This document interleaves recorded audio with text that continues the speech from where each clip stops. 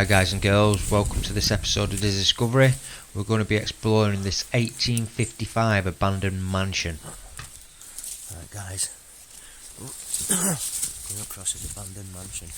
Apparently the security on here is quite fierce. Got loudspeakers on and everything.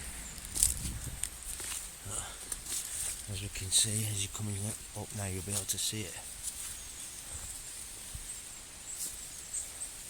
Up there.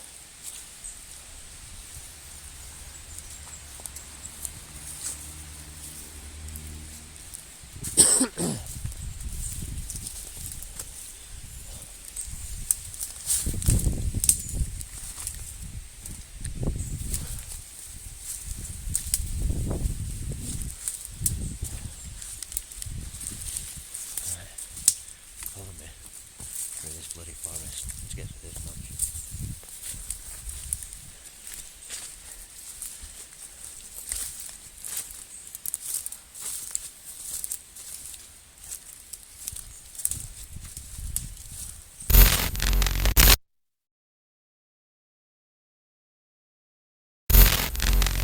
Yeah.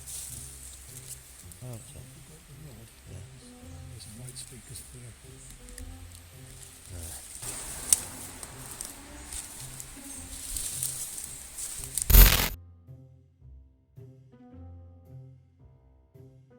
You can just see it there, guys.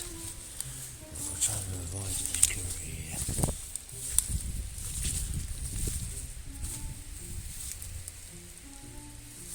This was a bit of a trek to get to this location, so let's speed it up a little.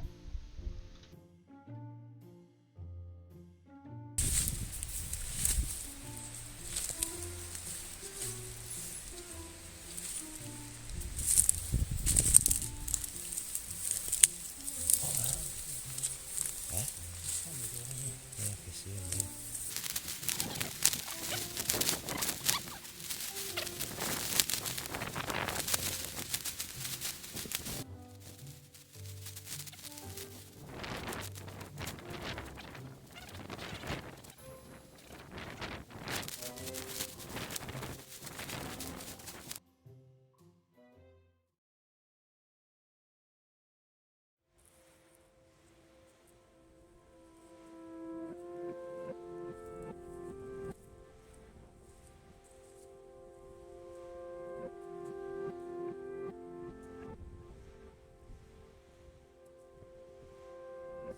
This is a restricted area, and trespassing is forbidden.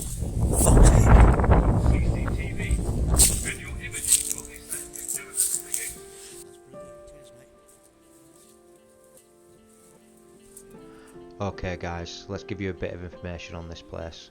Thornsett Lodge was probably built around 1855, but the architect remains largely unknown. It was built as a summer retreat for the Jessop family, who owned a local steelmaking firm, William Jessop and Sons, in nearby Sheffield. The family had been known to have been making steel as early as 1774.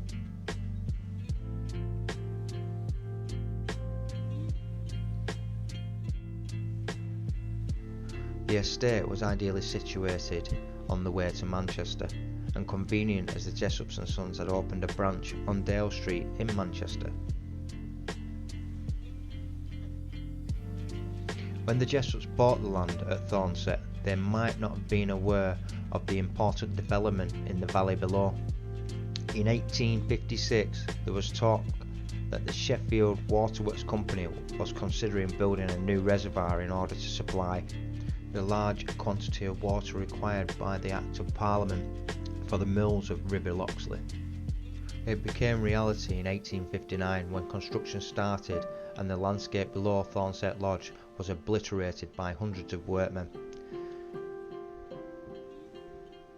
The work on Dale Dyke encountered frequent problems, but by the end of 1863 the embankment was so far complete as to be ready to receive water. Through the winter, the 76-acre reservoir filled, and by March it was almost full. However, disaster was to strike on the evening of Friday the 11th of March 1864, and during high winds the embankment collapsed, sending 3 million cubic metres of water down Loxley Valley towards Sheffield.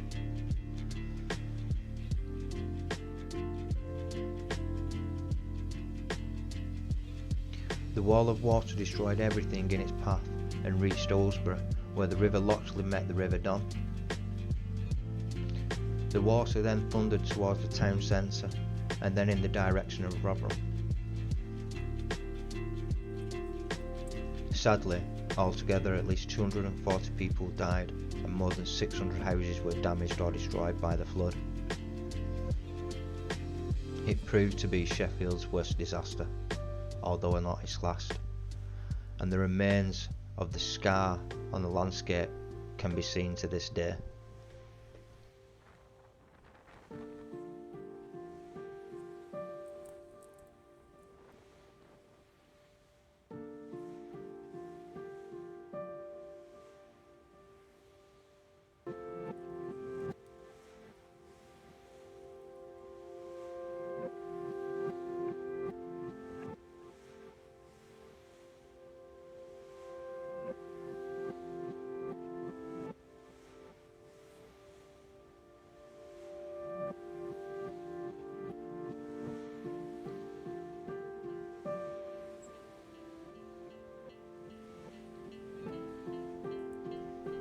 In 1908, the family advertised the property to let on a yearly tenancy. It was described to have 3 reception rooms, 12 bedrooms, excellent servants, offices, extensive stabling and outbuildings. It also came with what was at the time relatively rare electric lights and all the latest modern conveniences.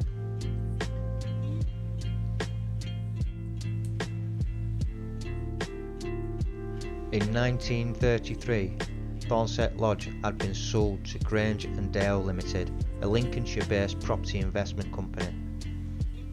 In 1934, Grange and Dale Limited sold Thornsett Lodge to Sheffield Corporation, most likely to be used as offices for the Waterworks Department, who were responsible for the nearby Dale Dyke Reservoir. It's hard to imagine now the shooting parties the family used to hold for the grouse shooting season that once took place here. If only the walls could talk.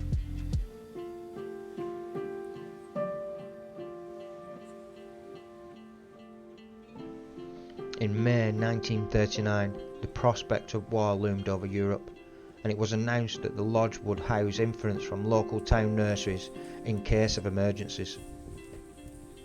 This was exactly what happened, and the youngsters enjoyed the fresh country air, while the city below worked itself to exhaustion and suffered at the hands of the German bombers.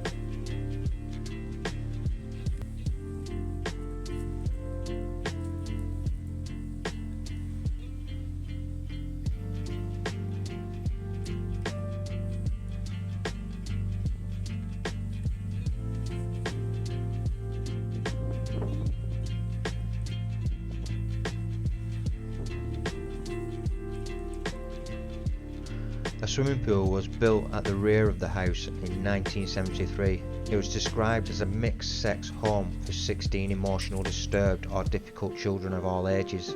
By 1978, it was listed as an intermediate treatment centre accommodating 12 young people, but its days were numbered.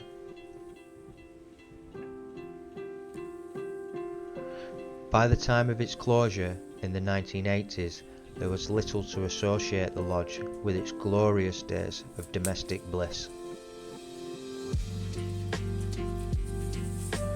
And in the early 1990s it was used as a place for families on low income to come and stay. But the good times weren't to last, As the new millennium approached, little was done to save Thornsett Lodge. The severe moorland winters were no match for the house, and it quickly fell into a state of disrepair. In 2004, the council finally sold the property to Hague Plant Excavation Limited, whose ownership and intentions have been subject to much internet debate ever since. Most certain is that Thornsett Lodge has become a perilous ruin. Without listed status, its future is uncertain. A huge amount of money would be required to restore the property. In June 2016, a new company formed called Thornsett Lodge Limited. Its purpose is unclear, but still to this day nothing has been done apart from the extreme security that surrounds the property. Maybe in the near future there might be plans to save it. Until then, the ghost will continue to wander through the open corridors.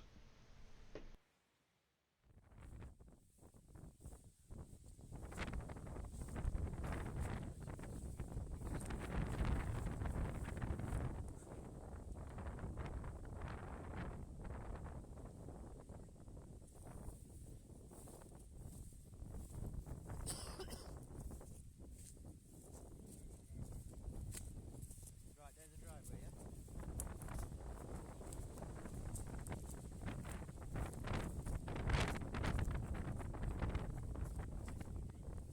No, but it's a good one, I like it. I like to think what the history was on this. Do some good research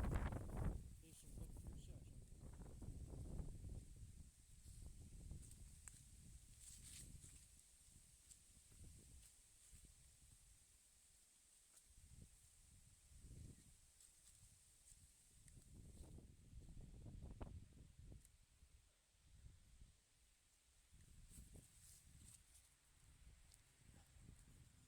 Well, that's it for this one, guys. Thanks for watching. You know what to do. Like, comment and click the bell. I'll see you in another episode of Diz Discovery.